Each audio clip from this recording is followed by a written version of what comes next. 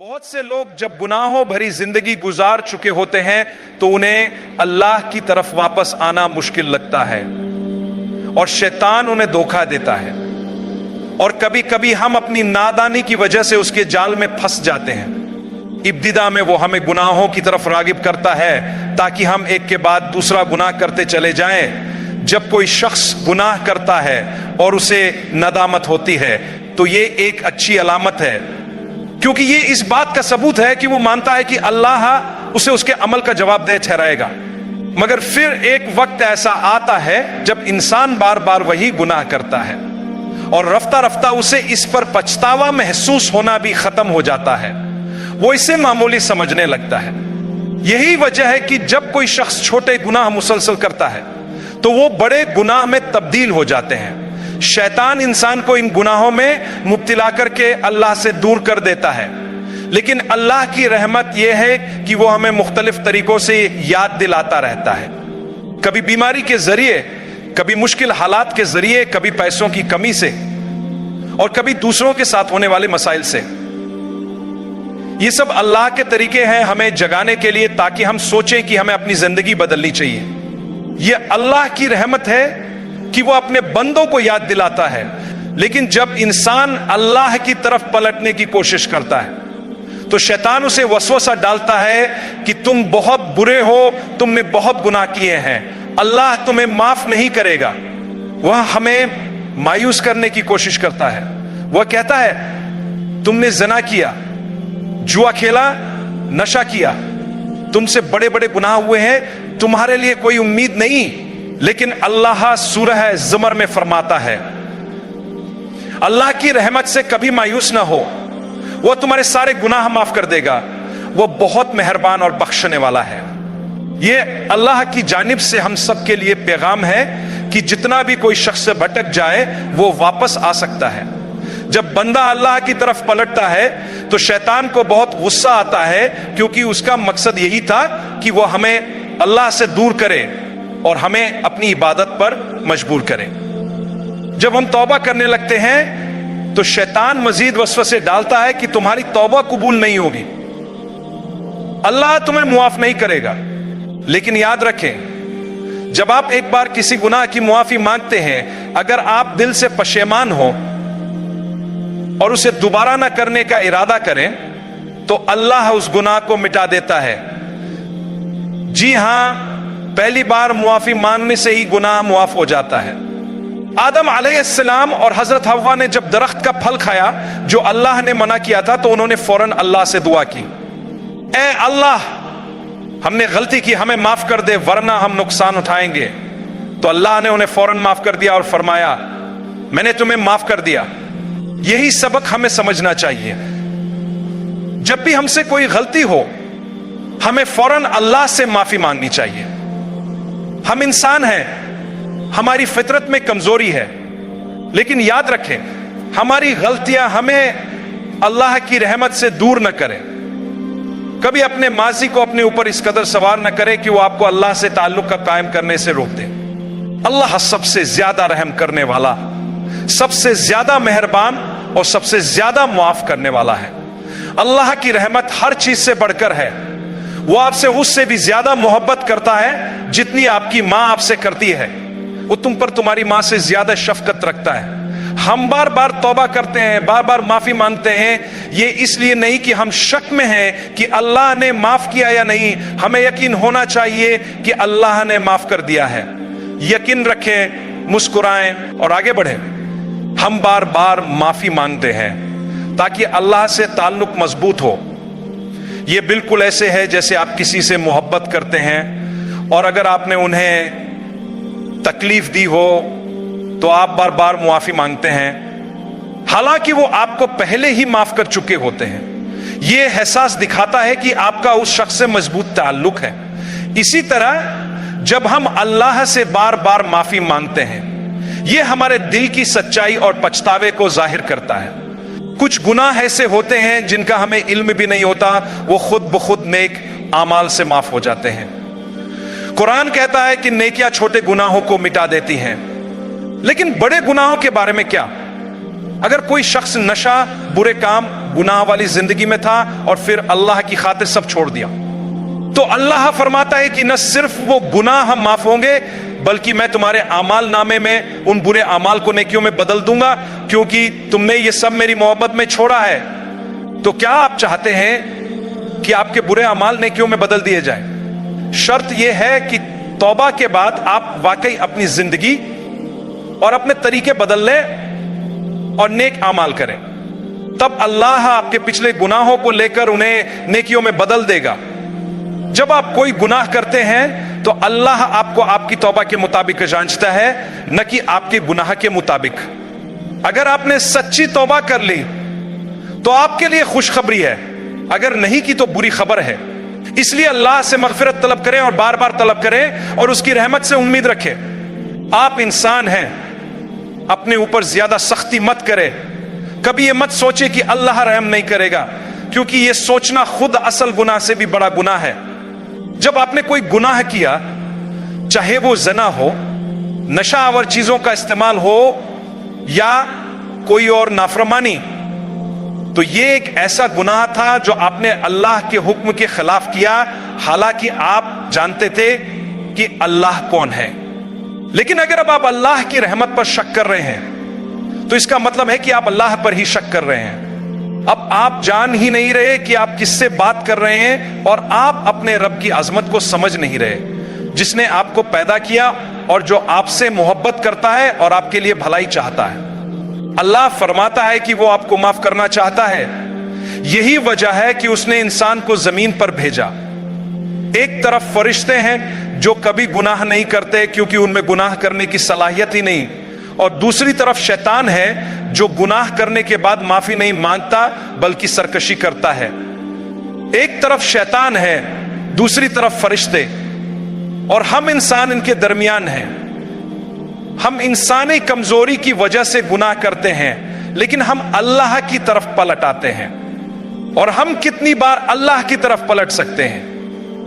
हर दिन हमसे किसी भी वक्त गुनाह हो सकता है। शैतान हमें फंसाने की कोशिश कर सकता है, लेकिन असल खूबसूरती यह है कि अगर कोई 70 साल तक शैतान की पैरवी करता रहे और फिर एक दिन नदामत के साथ आंसू बहाकर तौबा करे, तो वह 70 साल के गुनाह मिटा दिए जाते हैं। तो चाहे आपने कुछ भी किया हो और जितनी भी देर तक आपने अल्लाह से दूर रहकर जिंदगी गुजारी हो, एक सच्ची तौबा आपको सीधे रास्ते पर वापस ले आती है और आपका अल्लाह के साथ एक खूबसूरत ताल्लुक बन जाता है।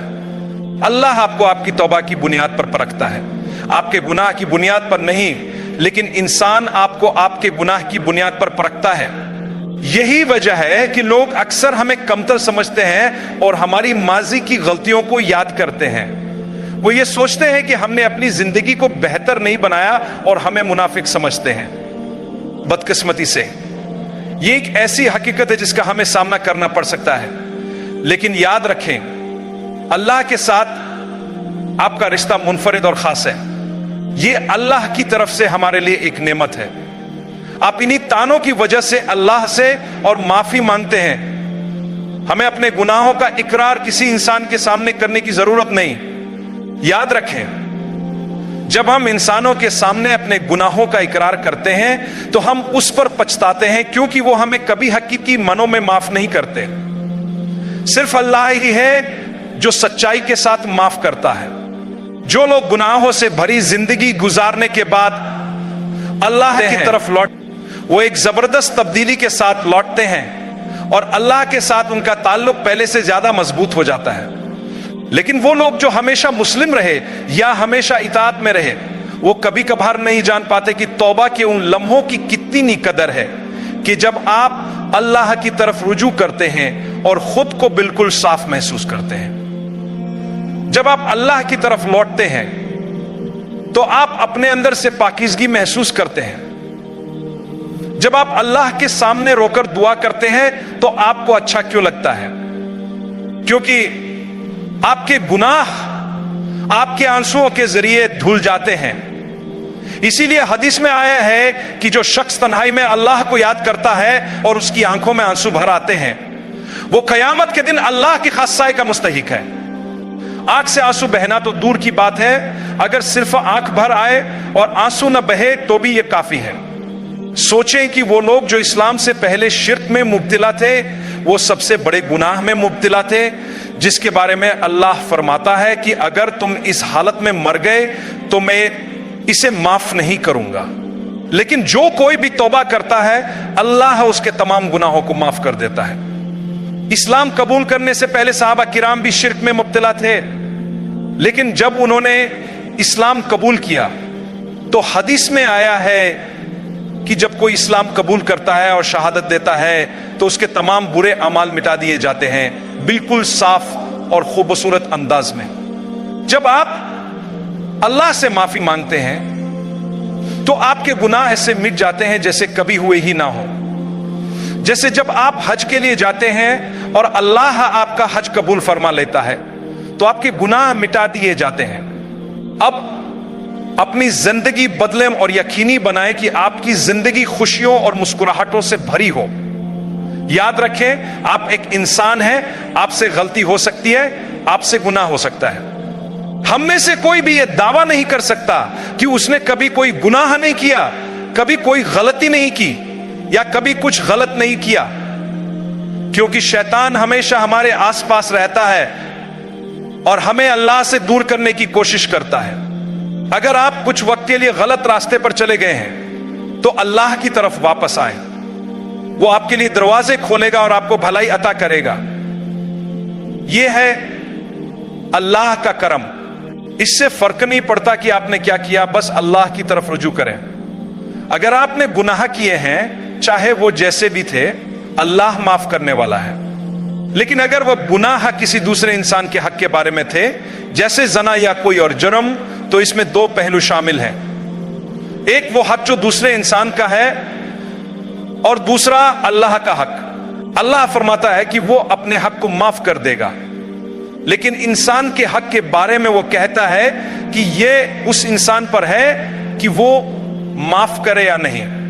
ہو سکتا ہے کسی نے غلطی کی ہو، شاید انہیں معافی مانگنے کی ضرورت ہو، لیکن اس حد تک سزا دینا کہ وہ ڈپریشن کا شکار ہو جائے یا خودکشی کے بارے میں سوچنے لگے، یہ ناانصافی ہے۔ ہمیں چاہیے کہ گناہ اور سزا کے درمیان انصاف کریں۔ کسی کی چھوٹی غلطی کی وجہ سے اسے اتنی بڑی سزا دینا کہ وہ اپنی زندگی ختم کرنے کے بارے میں سوچے، یہ ٹھیک نہیں ہے۔ سزا ہمیشہ گناہ کے برابر ہونی چاہیے۔ جو لوگ جیل سے رہا ہو کر آتے ہیں ہمیں ان کے ساتھ محبت سے پیش آنا چاہیے۔ کچھ لوگ واقعی غلطیاں کرتے ہیں اور کچھ بے گناہ بھی ہوتے ہیں جنہیں جھوٹے الزامات میں سزا دی جاتی ہے۔ جب وہ اپنی سزا کاٹ کر باہر آتے ہیں تو ہمیں ان کا استقبال کرنا چاہیے اور انہیں دوبارہ معاشرے میں شامل ہونے کا موقع دینا چاہیے۔ یہی بات ان لوگوں پر بھی لاگو ہوتی ہے جو کبھی منشیات کے عادی تھے یا جنہوں نے ماضی میں غلط کام کیے۔ ہمیں انہیں دوسرا موقع دینا چاہیے، انہیں قبول کرنا چاہیے اور آزمانا چاہیے۔ ہر انسان سے غلطی ہو سکتی ہے۔ اگر ہم ہر ایک کو ان کی ایک غلطی کی وجہ سے ہمیشہ کے لیے مسترد کر دیں گے تو یہ انسانیت کے خلاف ہوگا۔ سوچو، وہ آپ کے بہن بھائی، شریک حیات، بچے یا والدین بھی ہو سکتے تھے۔ وہ بھی کسی کے پیارے ہیں، وہ بھی انسان ہیں۔ ہم ان کو ایک غلطی کی بنیاد پر اتنا شدید عذاب کیوں دیں کہ ان کی زندگی برباد ہو جائے؟ میں نے ایسے لوگ دیکھے ہیں جنہوں نے شادی سے پہلے کچھ غلط کیا اور اس وجہ سے ان کی شادی ختم ہو گئی یا وہ الگ ہو گئے، لیکن وہ شخص شرمندہ ہے اور اللہ سے معافی مانگ رہا ہے۔ اللہ ضرور معاف فرمائے گا۔ ہم اس کے گناہ کو ہمیشہ کے لیے تانا کیوں بناتے ہیں؟ حقیقت یہ ہے کہ بہت سے لوگ ایسے بھی ہیں جو بار بار یہ گناہ کرتے ہیں لیکن کبھی بے نقاب نہیں ہوتے۔ جب اللہ کسی کو بے نقاب کرتا ہے تو کبھی کبھار اس کی وجہ یہ ہوتی ہے کہ اللہ اس سے محبت کرتا ہے اور چاہتا ہے کہ وہ برائی چھوڑ دے۔ اللہ کی قسم، آج کل شیطان کے جال بہت مضبوط ہیں۔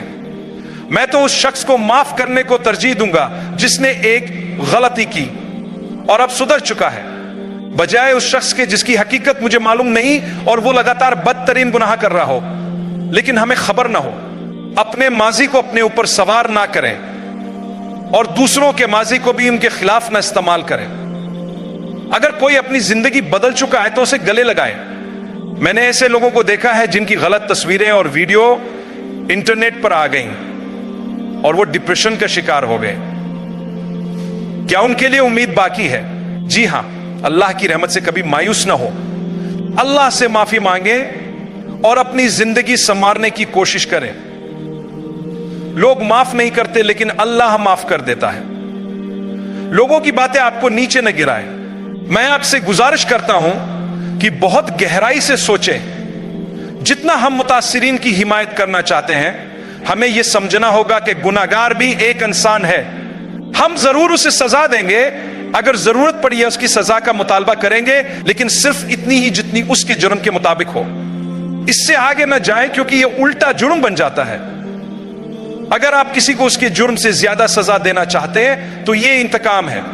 کون جانتا ہے کہ قیامت کے دن اللہ تعالیٰ آپ سے سوال کرے کہ آپ نے اس شخص کو اتنی سخت سزا کیوں دی کہ وہ زندگی سے ہار گیا یا اس کی پوری زندگی برباد ہو گئی. ہو سکتا ہے وہ شخص توبہ کر کے جنت میں چلا جائے اور آپ کو اللہ کے سامنے اس ظلم کا جواب دینا مشکل ہو جائے. ہمیں انصاف اور توازن قائم کرنا ہوگا. آج کے دور میں کچھ لوگ جو غلطی کر بیٹھتے ہیں, لیکن کبھی کبھار وہ بہت اچھے انسان ہوتے ہیں, لیکن ان کو اتنی بری طرح سزا دی جاتی ہے کہ ان کی ساری اچھائیاں ضائع ہو جاتی ہیں. کیا یہ انصاف ہے؟ جب اللہ تعالیٰ قیامت کے دن ہمارے اعمال کو تولے گا, اگر نیکیاں زیادہ ہوئیں تو ہمیں جنت ملے گی اور اگر برائیاں زیادہ ہوئیں تو سزا ملے گی. لیکن کبھی کبھی دنیا میں ہم انسان کسی کی ایک غلطی کی بنیاد پر ان کی پوری زندگی برباد کر دیتے ہیں, حالانکہ ان کی بہت سی اچھائیاں بھی ہوتی ہیں. میرے بھائیوں اور بہنوں, میں امید کرتا ہوں کہ ہم اس معاملے میں توازن قائم کر سکیں. یہ بیان اس حوالے سے تھا کہ اپنے ماضی کو اپنے حال پر غالب نہ آنے دیں اور دوسروں کے ماضی کی وجہ سے انہیں پریشان نہ کریں. یاد رکھیں, انصاف کا مطالبہ ہمیشہ اتنی حد تک کریں جتنا حق بنتا ہے, نہ کہ اس سے زیادہ.